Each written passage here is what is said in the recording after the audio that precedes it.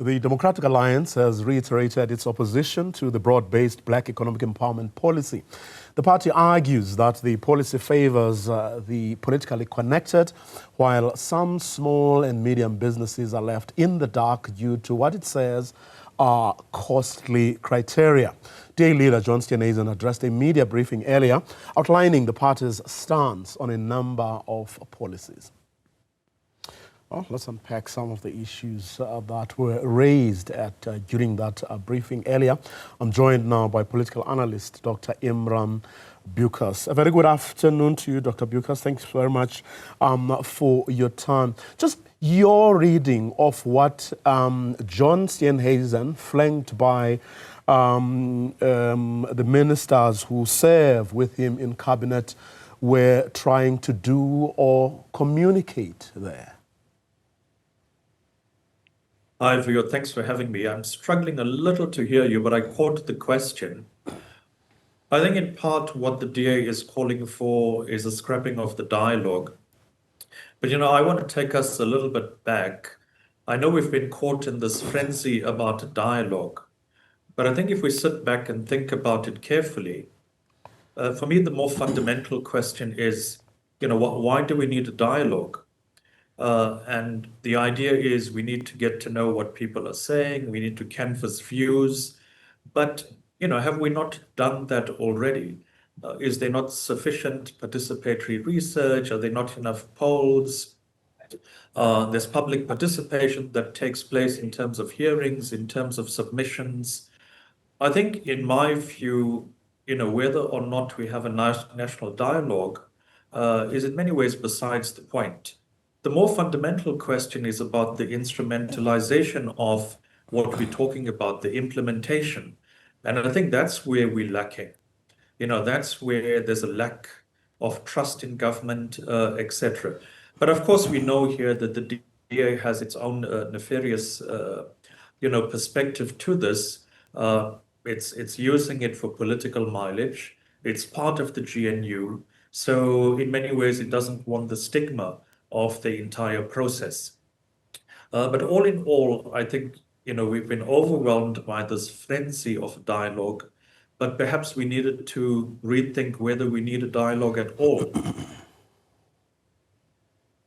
But then, the DA only took this position after their deputy minister was fired.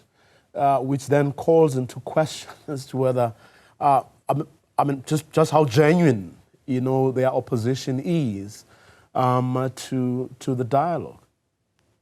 No, absolutely, you're right, for you. The DA was in support of the dialogue in the initial stages, and I think for the DA, it's not giving deep thought to the dialogue. I think this is about political machinations.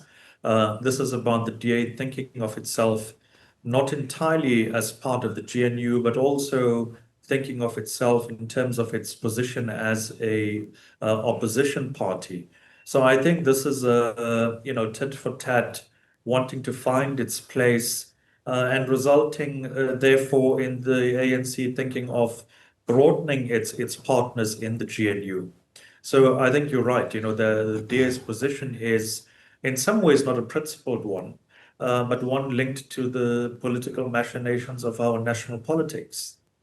Let's take the other issues that the John Steenhuisen raised, B-BBEE, the Employment Equity Act, and the Expropriation Act. Now, of course, everyone has been saying that there is a lot wrong with black economic empowerment in how it has been implemented, the fact that it has benefited a few well-connected individuals. But is there something inherently wrong with the policy?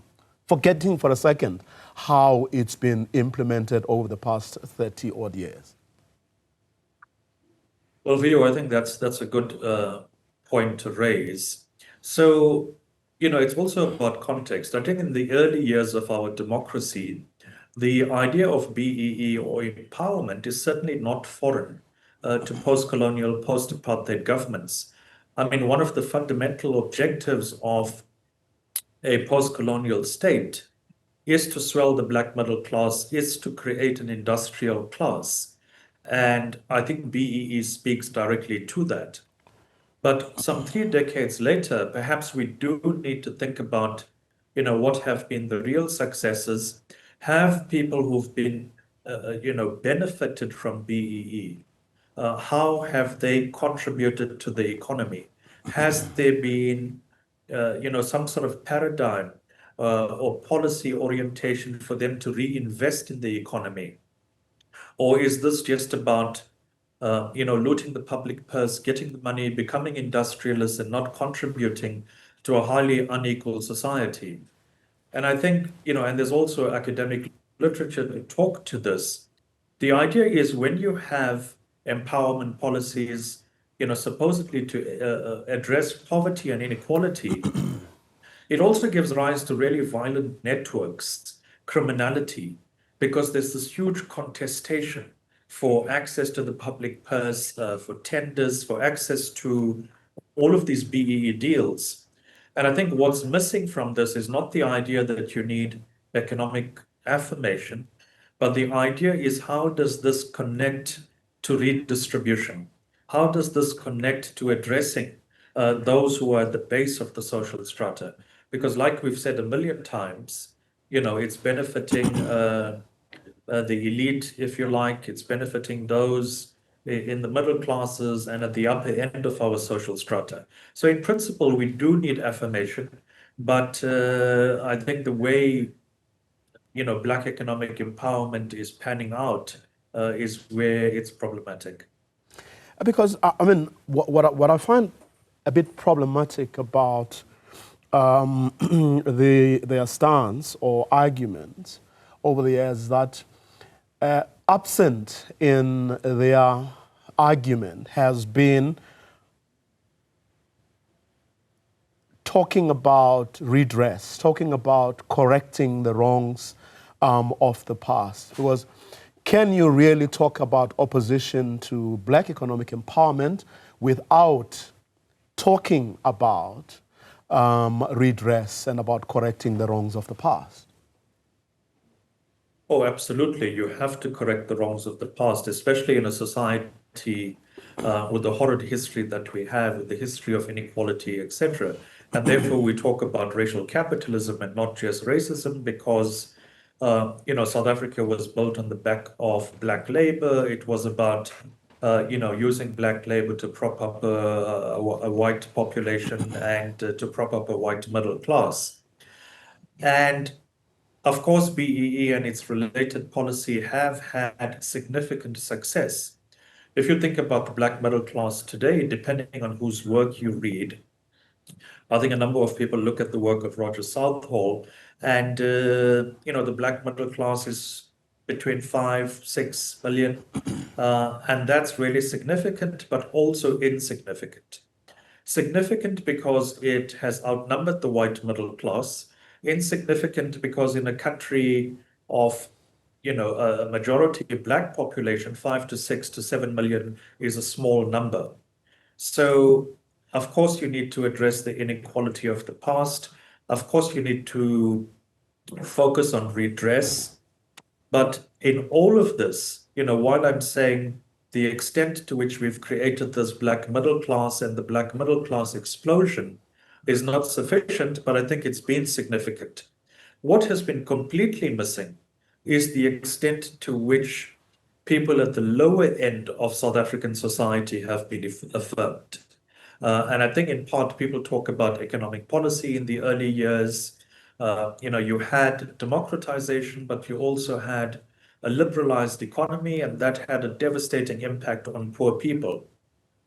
In a way, we've gone past that. So we need to think about, yes, we do need to address that inequality, but how now do we focus on the base? How do we talk about redistribution?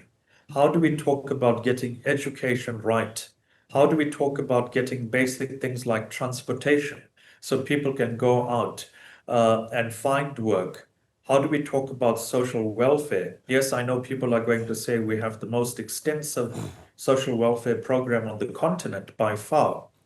But how do we re-look that social welfare and ensure, like Brazil did, that recipients of social welfare are using that social welfare in a way that helps to build a middle class, helps upward social mobility, and ultimately helps to address poverty and inequality.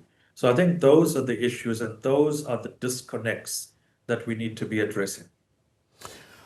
Today's DA briefing, of course, takes place a week after the ANC's NEC met, and basically, after that, their meeting, the Secretary General of the ANC, Fikile Mbalula, came out condemning the DA for calling for reforms of B-BBEE, but also the party's leadership deciding that the dialogue is indeed going to go ahead, and again condemning the DA, not only in fact condemning the DA for not wanting to support the dialogue, but saying also that there's going to be a reset of the GNU. They are going to invite other parties to join the government of national unity. Are we to read what are we to read into today's stance by the DA coming, as I say, as it does on the back of that ANC-NEC meeting, which took those decisions in support of B-BBEE, in support of the dialogue, condemning the DA for refusing to support those? Well, I don't necessarily need you to go back, but I didn't catch all of it. But I think the fundamental point to make is that, this, like we've said in the past, is a marriage of convenience. I think the DA and the ANC are, diametrically opposed in terms of ideology. When it comes to, its perspective to the economy, free market versus state intervention, and BEE, if you like, and the DA taking this position that the economy needs to deliver and you need to get growth in order to address inequality. And of course, the ANC will be of the view that you need BEE, you need social welfare, you address poverty, inequality in order to get growth. So there are all of these disconnects. And of course, we know the disconnects in terms of global North, global South relations and how the DA thinks about it. Anything the West and the global North does is correct. We are to blame, and we should adhere to the global North in order to be successful, and not thinking about, some of the machinations of the global South. And so it comes as no surprise that the ANC will think about other partners. I'm not sure how different they will be, but I think the ANC needs to hedge its bets, does need to get other parties involved. And, coalitions are brand new for us. We're not Europe. We had some kind of iteration of a government of national unity in the early part of our democracy. But, all of this is new. We have mechanisms to go back to address conflict, clearinghouse, other mechanisms. We know they're not working. So I think the stance taken by the ANC is not surprising. It's standing its ground. It knows that it holds the balance of forces in the GNU, and the DA is on the back foot here. So despite the fact that some of its positions are highly problematic, ultimately I think the DA will have to give in more in order to stay in this GNU. Otherwise, it could very well see itself back in the opposition benches. Dr. Buccus, let me thank you very much for your time and insights.